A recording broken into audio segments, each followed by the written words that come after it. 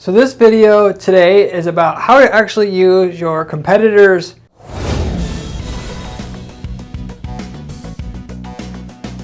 customer lists or recent customer lists, basically from your indirect competitors. Can't be obviously direct competitors because there's no fit, but people that are and it also cannot be can also be people who aren't your indirect competitor as well, as you'll see later in this video.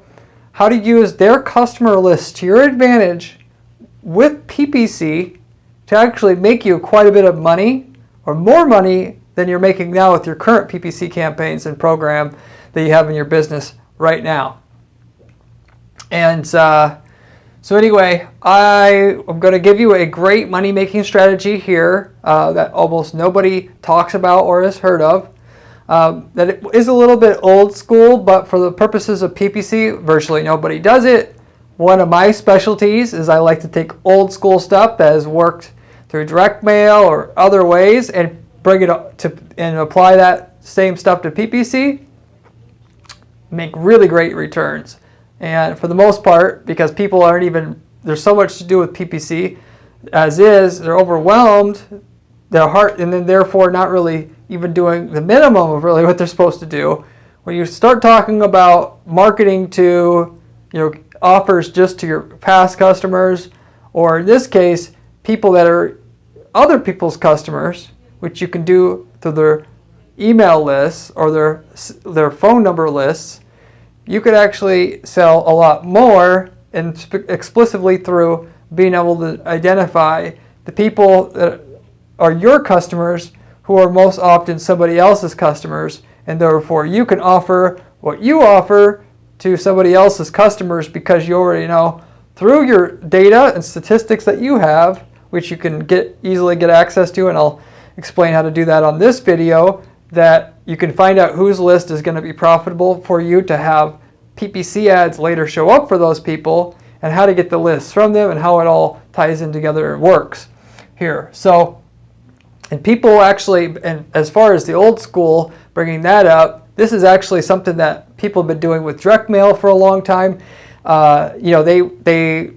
People, instead of the classic thing to make money with direct mail was, you don't ever just sell a list of people who are interested in a particular topic.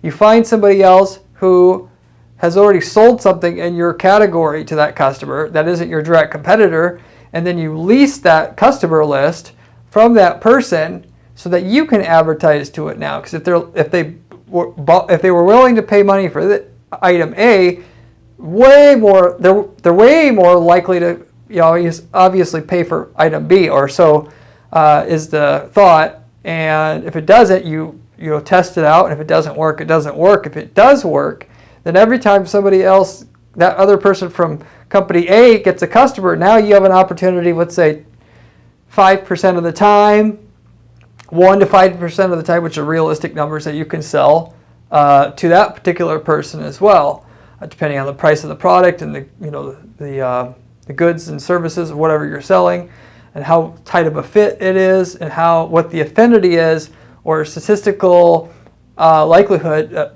obviously one customer will buy from you versus somebody else, and if they've already bought something in a category, what the likelihood is to buy from the item from the category you're in as well. And for the most part, in old school direct mail, they would get the person that you would send your direct mail piece to the person who you bought from your indirect competitor before, and then therefore you knew there's a very good chance that they would buy from your category because there wasn't the information with the internet available. They were more than likely to buy yours because it's just the easiest, convenient, and you had the most information from that person. So in this case, it's a little bit harder because people have other options, but at the same time, with that said, it's cheaper to run PPC ads. So this actually can work better, and I don't want to say I ran too many direct mail campaigns where I would know the actual differences between the profitability from one to the other.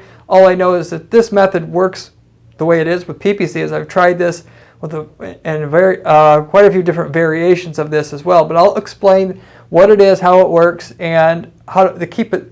What's the simple way to test this out for yourself, so you can go ahead and get started with the method. So anyway, I have a short list of things here to cover, as I usually do. Anyway, the first one on my list here says what this method is and what it actually is derived from. So where this method, as I was describing before with direct mail, I see that was used a lot was in business opportunity or the business opportunity space. In other words, it's like selling a franchise or whatever. Not necessarily a franchise, but a money-making system. You know, it may be a business where you can sell donuts at a you know, different ball games or whatever. Or it might be a way that you can start a car detailing business. But you know, basically a business in a box or opportunity, or it's information on how to start a business and from start to finish for yourself without giving you the actual supplies like an actual franchise would. Anyway, so they would always obviously know when, or I should say, they found out somebody was genius enough to find out that when somebody sold one product for one business opportunity to them, you know, they were likely to buy from somebody else, even though they already got a great idea from company A, they still buy from company B. And you know, ultimately what they found out, the reason why that is in that industry, it's the same people buying most of the people's stuff. So there's new people coming in that only buy one thing, but a majority of what was sold is the same people buying 50 things or 20 things. You get my general point there. So in your space, you know, maybe you could sell another what you sell if somebody else is selling it to them, and in that they do not have any other products to offer them, which that would be your best match. But otherwise, other than that, you know, you could find a similar match. If you have a cleaning service, somebody has bought an auto detailing service, they probably will buy the cleaning service. You know, you can put two and two together, get with the auto detailing company, and then find their, you know, that person's list of emails or phone numbers, and then upload that online so you can start serving PPC ads at them. Not to say that we know you got, you know, auto detailing, therefore you can't do that. Which if you did it by direct mail or other, you know, advertising methods, that actually would be what you do. That we knew that, you know, Jerry over at, you know, you said you liked, therefore we're offering you Y. In this case, you send the ads at these people just as if they were just anybody. All you're doing is narrowing down the statistical likelihood of the person buying by having prerequisite information that they had to make or have in order to actually get on your PPC campaign to begin with. And realistically, you're looking for like 10 times more likely to buy than the general, you know, audience. And then from there, you still have to drill down by, you know, income class and age. But once you add all those demographic and psychographics with the fact that you know they were a customer of a similar product in the near past, when I say near past, we're talking, they call a hot list, would be like the last 90 days. You want it, and the closer they are to making a purchase from the other company, then the more likely people are getting, as they call it, in heat, and they're in a buying mode. The quicker that you can get them, more likely they're still in heat, more likely you can get them as a customer. So people, but in the BizOp industry, people were addicted to buying the products essentially. And funny enough, in the sports pick space, where you'd buy a sports pick in terms of doing sports gambling, you would pick one, and then another company, they would sell the list to another company, and if they lost, they would just say, well, they have the winning pick this time, and they would just go on, and that same lead goes from seller to, or company to company to company. And in the BizOp space, I want to say yes as well. If you could sell something else to them, well then the next company they sell the list to the other guy, and then so on and so forth. Not to say that I like that, I'm not endorsing that, it's just the reality of it because of how powerful it is. Anyway, that said, the second thing on the list here is to explain is how can this be applied to your business. So that's talked about BizOp, talked about the gambling pick space. So what you're going to do again is, as I kind of touched on before already, find the most commonly purchased thing along with your product and service out there that you can identify, and then go ahead and talk to the person who runs that business so you can link up with them, get access to their list. If you don't know what that is, you can obviously do your own independent market research, but one really great tool for market research that for sure works and is very accurate is to run some Google ads and get some customers, even if you don't like Google ads per se as is in terms like search ads or whatever. And set it up so that when somebody buys, you actually have that data. Or if they don't buy, it's the people who acquired for the service. And then there's a part of inside the Google ads that gives you audience insights is what it's called. And then if you go to Google's in-market audiences, and then you refine what audience it's looking at, which should be past customers or leads or conversions. It'll look at the past customers that you got through the campaign and tell you what are the most common things that same person bought. It's called in-markets. They also have affinity audiences, which is something different I won't get into here. And it'll actually tell you to what level of correlation it has with, that other product, and sorting a descending order. So if you wanted to see the likelihood of somebody that, you have a cleaning service that when they've got a detailing service, they bought cleaning services later, this will tell you. And for the most part, I have found if you could find something with an 8-factor of correlation or greater, it will most always generate, an 8-to-1 or greater ROI if you could pick up the list from that other person and then run your ads to that list. And that's just a general statement that could definitely be different for your market. I can't give you an answer for every single market here.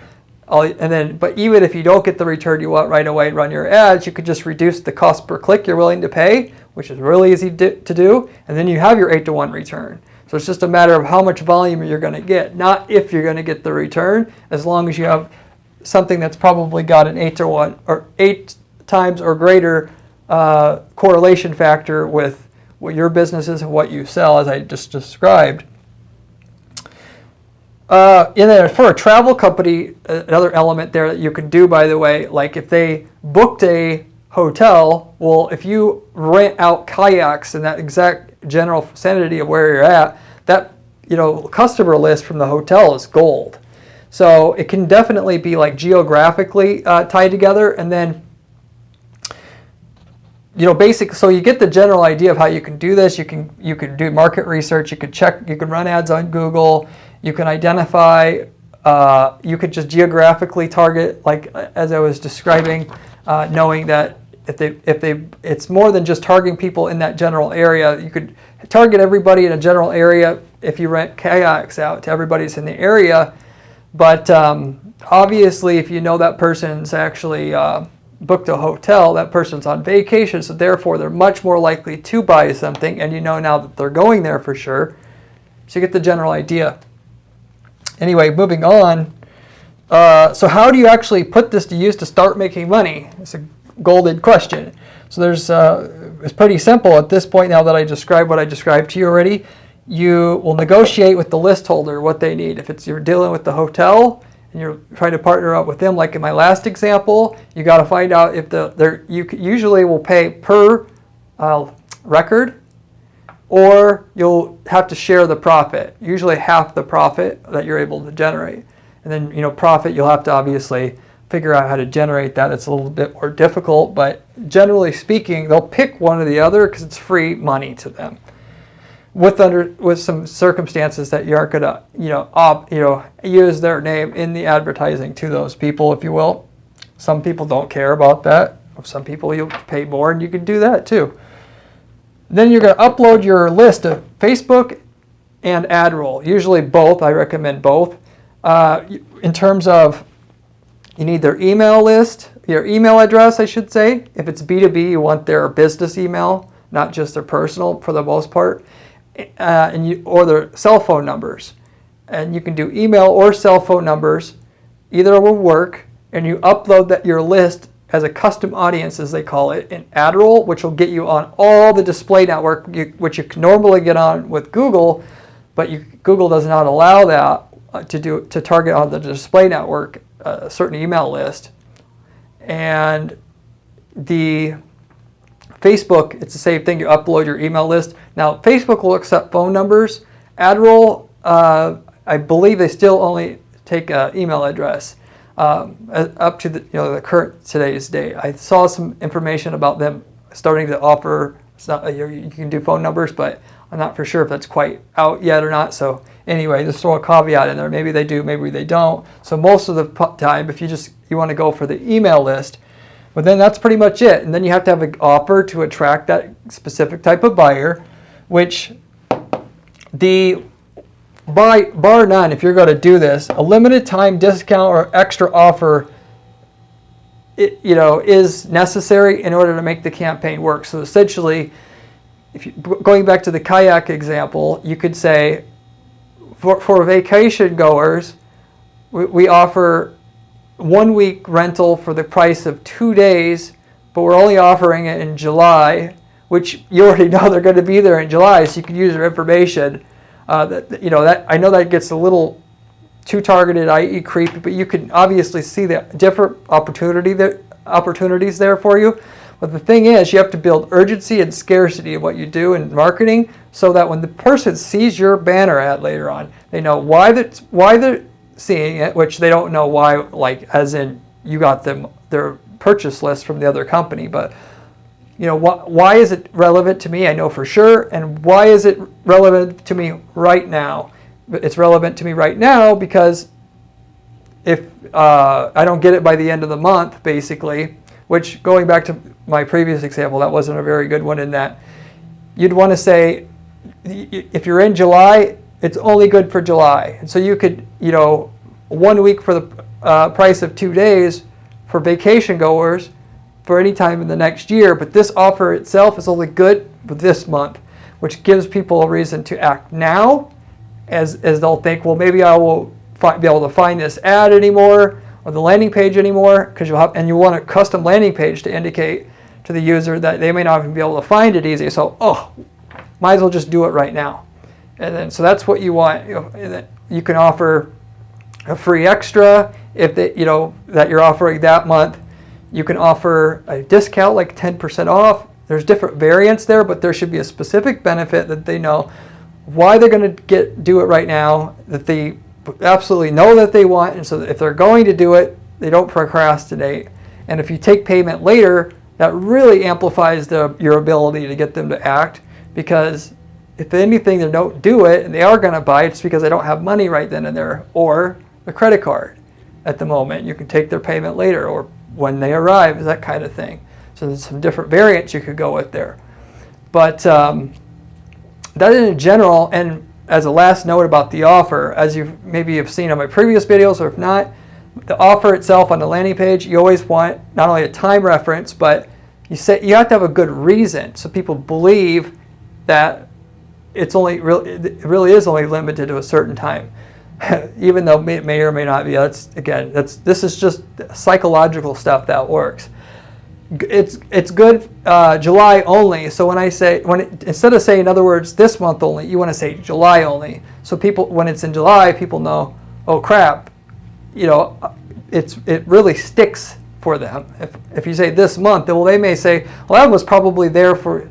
You don't want to leave any doubt in their mind as to what exactly you're offering them, how often, how long it'll be offered, and there you go. And then that, as that whole 1 week for price of 2 days and July only, that all should be encapsulated in the ad itself that you're running on AdRoll, on the worldwide display network that they have there, of thousands, if not hundreds of thousands of websites, and on Facebook, so that before they even click on the ad, they know what you're offering, and the landing page is just a continuation of actually accepting their order for that one thing. And it's a very precise offer. You're not sending them to a website that can say you could pick all these different things. There's one specific thing that you're going to offer them, and if you don't know what to offer them, do market research so you know what will work with your current customers, or split test the different offers. Like similar to what I mentioned before, 1 week for the price of 2 days, it's very specific, and you have to get it right now, and if you don't get it right now, here's your penalty, so on and so forth. So anyway, that I pretty much spells out everything I was going to cover on this video here today. And if you like the video, you can subscribe to the channel. I have lots of other videos that are coming out just like this one on other PPC money-making strategies just like this one. And watch those and if you're interested in making literal millions of dollars running your PPC ads for your company, just using the strategies in this video can do it for you, because that's what we're doing for our clients. And we got to guarantee our clients' results. So therefore, and with that, these strategies are hot off the press and they're working. I also have 15 years of experience doing PPC, worked on hundreds of campaigns, and you're getting the strategies that I work on a daily basis with our clients to guarantee the results. You can also go to guaranteeppc.com/blog to see step-by-step instructions on how to set up campaigns from scratch, exactly like I set them up to guarantee our clients' results, if you'd like to go that route as well. And then finally, if you have a question or comment about how to run this indirect competitors, purchase list campaigns for yourself, you can leave a comment down below. Have a question anything about that, how to do it, problems that you've came across, or whatever, I'll be glad to help you out by leaving a comment down below, because I appreciate you watching the video and hope you enjoyed.